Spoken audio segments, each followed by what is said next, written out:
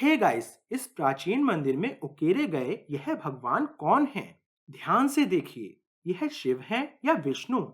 यह एक ही मूर्ति में शिव और विष्णु का संयोजन है। और यदि आप नक्काशी के ठीक केंद्र में एक रेखा खींचते हैं, तो हम आश्चर्यजनक चित्रण देख सकते हैं। क्योंकि मूर्तिकार ने शिव से संबंधित हर चीज को बाईं ओर और विष्णु से संबंधित हर चीज को दाईं ओर उकेरा है। और ये दो देवता ध्रुवीय विरोधी हैं, है ना? शिव सरल हैं, उन्होंने अपने बालों को ऊपर की तरफ बांध रखा है। विष्णु हालांकि परिष्कृत हैं, उन्होंने एक लंबा अलंकृत मुकुट या एक हेलमेट पहना हुआ है। अपने बालों को बांधने के लिए भी शिव एक हेयर क्लिप नहीं खरीदते हैं, वह अपने बालों को बांधने के लिए एक सांप का उपयोग करते हैं। लेकिन विष्णु का हेलमेट कीमती पत्थरों से सुशोभित है। इनका माथा बनाना एक बहुत ही मुश्किल स्थिति है और मूर्तिकार ने इसे कुशलता से संभाला है। यह शिव की तीसरी आंख है, जिसे कभी कभी जागृत पिनियल ग्रंथि भी कहा जाता है। लेकिन आप केवल तीसरी आंख का आधा हिस्सा ही देख सकते हैं। दूसरा आधा क्या दिखा रहा है?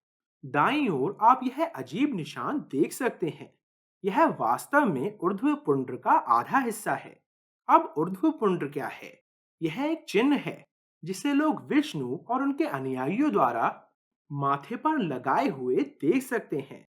इसे तमिल में नामम कहा जाता है और यह अभी भी विष्णु के भक्तों द्वारा अभ्यास में है। नाक, आप देख सकते हैं किसी ने इस मूर्ति की नाक काट दी है। यह विनाश का एक जानबूझकर किया गया कार्य है। आप इस 1300 साल पुराने मंदिर की कई मूर्तियों को देख सकते हैं। उनकी नाक इसलिए काट दी गई जिससे वह देखने में बुरे लगें। हम नहीं जानते कि नाक पर कौन सा मूल्यवान विवरण उकेरा गया होगा। और आप में से कुछ लोग कह सकते हैं, प्रवीण, यह हास्यास्पद है। नाक में क्या जानकारी गढ़ी जा सकती है? यह सिर्फ कुछ सेंटीमीटर लंबी है।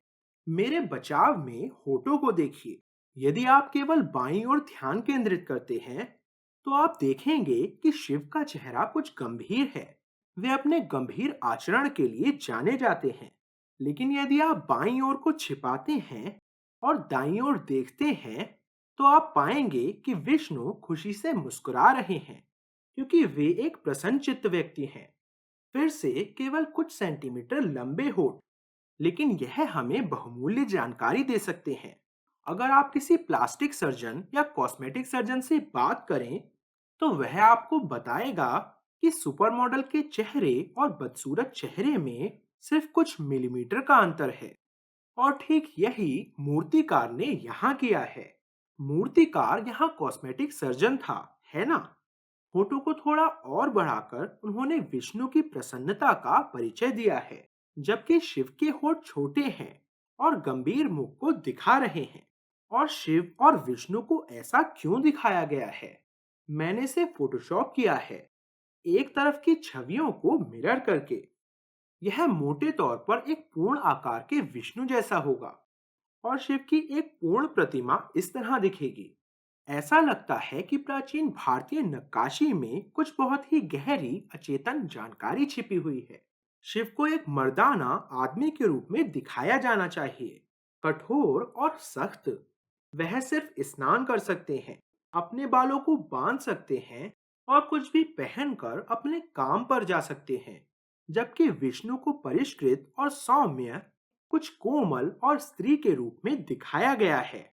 अब वह तब तक बाहर नहीं जा सकते जब तक कि वह आभूषण ना पहन लें और श्रृंगार ना कर लें।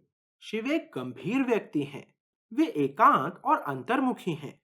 वह अक्सर क्रोध के शिकार होते हैं और वह गुस्से में आकर आपको तुरंत अपनी तीसरी आंख से जला सकते हैं।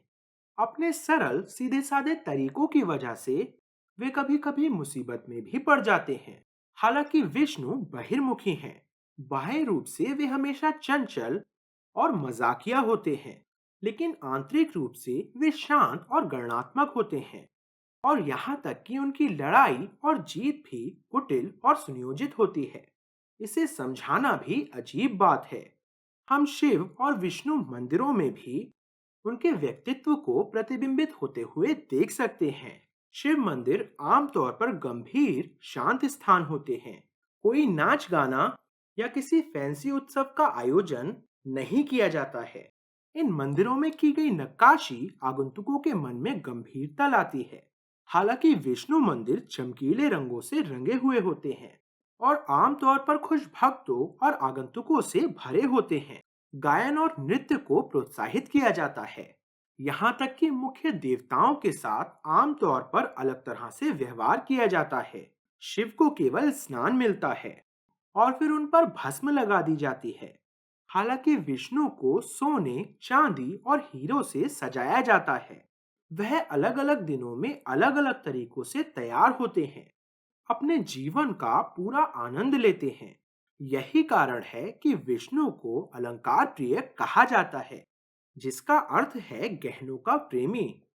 जबकि शिव को अभिषेक प्रिय कहा जाता है, जिसका अर्थ है कि उन्हें केवल स्नान की आवश्यकता है। प्राचीन नक्काशियों में कुछ छिपा हुआ अचेतन स्वर प्रतीत होता है, जिसे सचेत रूप से नहीं समझा जाता है, लेकिन अवचेतन स्तर पर लागू किया जाता है। एक कारण है कि शिव को हमेशा एक बैल के साथ दिखाया जाता है, जबकि कृष्ण, जो कि विष्णु के एक अवतार हैं, उन्हें गायों के साथ दिखाया गया है। अंतर्निहित प्रतीकात्मकता आज भी विद्वानों द्वारा पूरी तरह से अनजान है। विष्णु को एक मधुर बांसुरी बजाते हुए दिखाया गया है, जो कि सभी के लिए सुखदायक है, जबकि शिव एक डमरू बजाते हैं, एक ऐसी ताल जो कि लगभग एक युद्ध घोष है। प्राचीन नक्काशी और मंदिरों का हमारे मन पर गहरा प्रभाव पड़ता है और यह न केवल धार्मिक लोगों को अवचेतन रूप से प्रभावित करता है, बल्कि पर्यटकों और आकस्मिक आगंतुकों के मन को भी बदल देता है। अब इनकी छाती को देखिए। विष्णु को एक अलंकृत धातु का हार, एक स्टाइलिश बाजूबंद या कंधे की चेन पहने हुए दिखाया गया है, जो संभवतः सोने से बना है। लेकिन शिव, उन्हें केवल रुद्राक्ष की जरूरत है और वह उन्हें अपने हार और बाजूबंद के रूप में इस्तेमाल कर सकते हैं। शिव के अनुयायी आज भी इन रुद्राक्ष को धारण करते हैं। मैं आपको हाथों और शरीर को डिकोड करने दूंगा, लेकिन दाईं ओर आप देख सकते हैं कि विष्णु सचमुच फैंसी पैंट पहने हैं, है ना? यह बहुत स्टाइलिश और पारदर्शी दिखता है। दाईं ओर आप देख सकते हैं कि भगवान शिव के पैर नंगे हैं। उन्होंने कुछ भी नहीं पहना है। इस क्षेत्र में एक सांप बना हुआ है और यहाँ आप सभी रहस्यों के रहस्य को देख सकते हैं। उनके पैर पर यह अजीब वस्तु क्या है? क्या आप अंदाजा लगा सकते हैं कि यह क्या है? यह एक घंटी है, एक जानवर की घंटी, जो हम गायों या बकरियों के गले में बांधते हैं। भारत में हम अभी भी इसे पशुओं पर बांधते हैं, लेकिन शिव इस जानवर की घंटी को अपने दाहिने पैर में क्यों पहनेंगे? मानिए या ना मानिए, शिव की यह घंटी वास्तव में बहस का एक गर्म विषय है और आइकनोग्राफी और हिंदू धर्म के विशेषज्ञ एक सदी से भी अधिक समय से इस पर बहस कर रहे हैं। और यह घंटी इतनी विवादास्पद हो गई है कि हरिहर की आधुनिक मूर्तियों में इस घंटी को नहीं दिखाया जाता है, बल्कि केवल एक सांप को दिखाया जाता है। लेकिन शिव की प्राचीन मूर्तियों में लगभग हमेशा यह घंटी होती है और नाचते हुए शिव की इस प्राचीन नक्काशी में आप फिर से उनके पैर में बंधी जानवर की घंटी को देख सकते हैं और उनके हाथ में आप उन्हें एक और बड़ी घंटी पकड़े हुए देख सकते हैं। शिव को हमेशा घंटियों के साथ क्यों दिखाया जाता है और इसमें इतना विवादास्पद क्या हो सकता है? कुछ विशेषज्ञों के अनुसार शिव हिंदू धर्म में एक निचली जाति के हैं। वह एक अछूत हैं और बेघर हैं, एक भिखारी हैं। इसलिए उन्हें अपने पैर में यह जानवर की घंटी पहननी पड़ी, ताकि सभी को यह संकेत दिया जा सके कि वह किसी भी घर या किसी भी गली में प्रवेश कर रहे हैं। उनका दावा है कि प्राचीन काल में सभी अछूतों और बेघर लोगों को इस प्रथा का पालन करना पड़ता था। जहां भी शिव को एक भिखारी के रूप में चित्रित किया गया है, वहां आप इस घंटी को विशिष्ट रूप से उकेरा हुआ देख सकते हैं।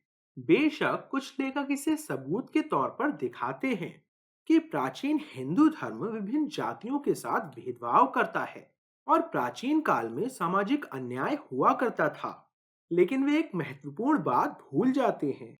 उन्हें शिव को गर्भगृह में रखा जाता है और उसी मंदिर में मुख्य देवता के रूप में उनकी पूजा की जाती है। तथाकथित उच्च जाति के पुजारी को धार्मिक अनुष्ठानों के लिए प्रतिदिन अछूत शिव को छूना पड़ता है। तो जाहिर है कि विशेषज्ञ गलत हैं, इसलिए सवाल अनुत्तरित है। शायद आप इसका उत्तर दे सकते हैं। उनके दाहिने पैर में घंटी क्यों बंधी है? कृपया मुझे अपने विचार कमेंट सेक्शन में बताएं।